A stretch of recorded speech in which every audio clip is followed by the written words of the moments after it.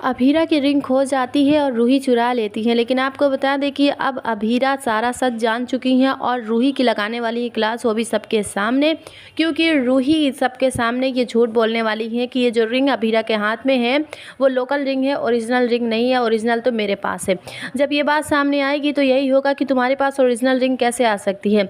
उसके बाद अब रूही का जवाब देना हो जाएगा मुश्किल। आने वाली स्टोरी बहुत ही ज़्यादा दिलचस्प होगी। इसके बारे में जानना चाहते हैं तो आप माही न्यूज़ चैनल को अभी सब्सक्राइब कर लें, जहां पर आप ये देख पाएंगे कि अभीरा, उनका कहना है कि अरमान मेरी रिंग खो चुकी है, मुझे कुछ समझ में नहीं आ रहा था कि मैं तुमसे ये बात कैसे कहूँ, क्योंकि मैंने तुम्हारे भरोसे को तोड़ दिया है।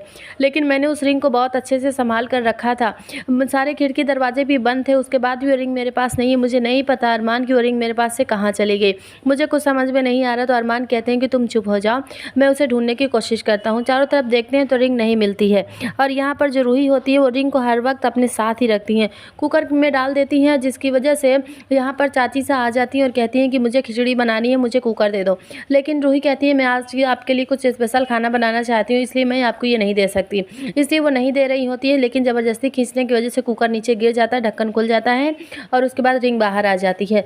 बट आपको बता दें कि ये रिंग को चाची सा नहीं देख पाती हैं और रूही कहती है मैं सारा समेट लूँगी, सारा सामान एक तरफ कर दूँगी, आप परेशान मत होइए, मैं खाना बना लेती हूँ। उसके बाद बहुत ज़्यादा फोर्स करने के बाद वहाँ पर से मनीषा को विद्या लेकर चली जाती हैं और यहाँ पर रूही एक बार फिर से बच जाती है।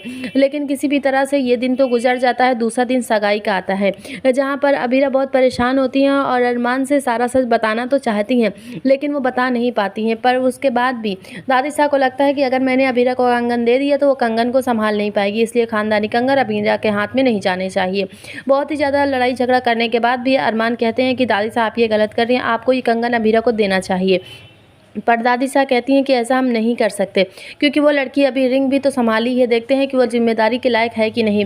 हम उसको ये रिंग नहीं देंगे, क्योंकि उसने हमारे दिल को नहीं जीता है और ये शादी हमारी मर्जी से तो हो नहीं रही, इसलिए हम उसको ये कंगन नहीं देने वाले हैं।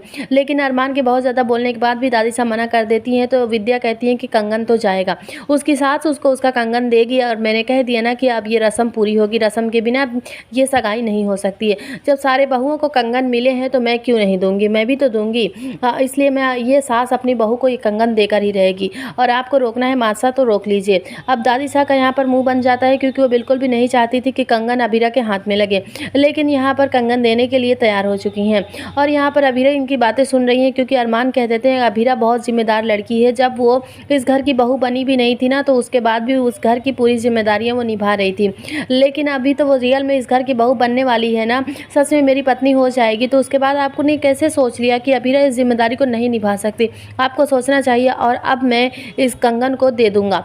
यहाँ पर कंगन की बात हो जाती है, कंगन मिल जाएंगे, लेकिन अभीरा दूसरे दिन परेशान होती है। फाइनली वो बता देती हैं कि अरमान मेरे पास जो रिंग थी ना उसको मैंने संभाल कर रखा था, रात में कुछ चोर आए थे, उनको मैंने पीट पीट कर भगा दिया, लेकिन मैंने रिंग को संभाल लिया था। उसके बाद पता नहीं कब क्या कैसे क्या हुआ मुझे नहीं पता, वो रिंग मेरे हाथ से खो गई। मैंने तकिए के नीचे ही रखा था, लेकिन सुबह उठकर देख रही हूँ तो उसमें रिंग नहीं थी, इसलिए मैं परेशान थी, मैं क्या करूँ। मैं दादी साहब का भरोसा तोड़ चुकी हूँ, मैं दादी साहब को सारा सच जाकर बता दूंगी, पूरे परिवार को बता दूंगी। तो बोलते हैं कि ऐसा बिल्कुल भी मत करना, अगर तुमने ऐसा किया तो दादी साहब का भरोसा तुम पर से उठ जाएगा और दादी साहब इस शादी को करने के लिए मना कर देंगी। मैं कुछ करता हूँ। अरमान बहुत ही ज़्यादा खुश हो जाते हैं, क्योंकि ये रिंग वापस उनको मिलेगी। लेकिन पहले यहाँ पर रूही का चेहरा भी सबके सामने आएगा, क्योंकि रूही ने यही सोचा है कि अरमान की पसंद नापसंद सिर्फ मेरे लिए है, अरमान सिर्फ मेरा है, किसी और का नहीं हो सकता, इसलिए मैं ये काम जरूर करूँगी। उस रिंग को वो चुरा कर अपने पास रखती हैं। जिस तरह से अरमान अभीरा के साथ इंगेजमेंट एक रैपर के साथ करते हैं, तो उसी तरह से आपको बता दें कि एक इंगेजमेंट और होती है जो परिवार के सामने होती है। दूसरी रिंग जो होती है उसको लाकर अरमान उस रिंग का अरेंजमेंट कर देते हैं और दे देते हैं अपनी माँ को और कहते हैं कि माँ ये रिंग आप रख लीजिए। अब यहाँ पर सभी खुश हो जाते हैं कि रिंग तो है ही, अभीरा ने संभाल लिया है रिंग को और अभीरा का मान सम्मान बढ़ जाता है। लेकिन सामने जो रिंग होती है वो रूही के हाथ में होती है और रूही को आता है गुस्सा और कहती है कि ये सारा सच मुझे बताना पड़ेगा, लेकिन अगर मैंने सच बता दिया तो दादी साहब मुझसे पूछेंगी कि ये रिंग तुम्हारे पास कैसे आ गई, फिर मैं ये जवाब कैसे दूंगी। तो यहाँ पर अब रूही भी पूरी तरह से बीच में फंस चुकी है कि वो जवाब कैसे देंगी। तो देखना दिलचस्प होगा कि रूही कैसे रिंग को बताती हैं या फिर अबीरा उनके बातों को एक्सपोज कर देंगी। तो आप क्या कहना चाहेंगे, क्या अबीरा को अब रूही को एक्सपोज करना चाहिए, सारी सच्चाई रूही की पूरे परिवार के सामने लेकर आनी चाहिए, या फिर सगाई में भी कोई ना कोई हंगामा ज़रूर होगा क्योंकि ये पोतदार फैमिली है। आपको कैसी लगी ये आने वाली स्टोरी, हमें कमेंट्स में अपनी राय ज़रूर दीजिएगा। अगर वीडियो आपको पसंद आए तो आप हमारे चैनल को अभी सब्सक्राइब कर लें। फिर मिलेंगे नेक्स्ट वीडियो में। Thanks for watching, like share and subscribe.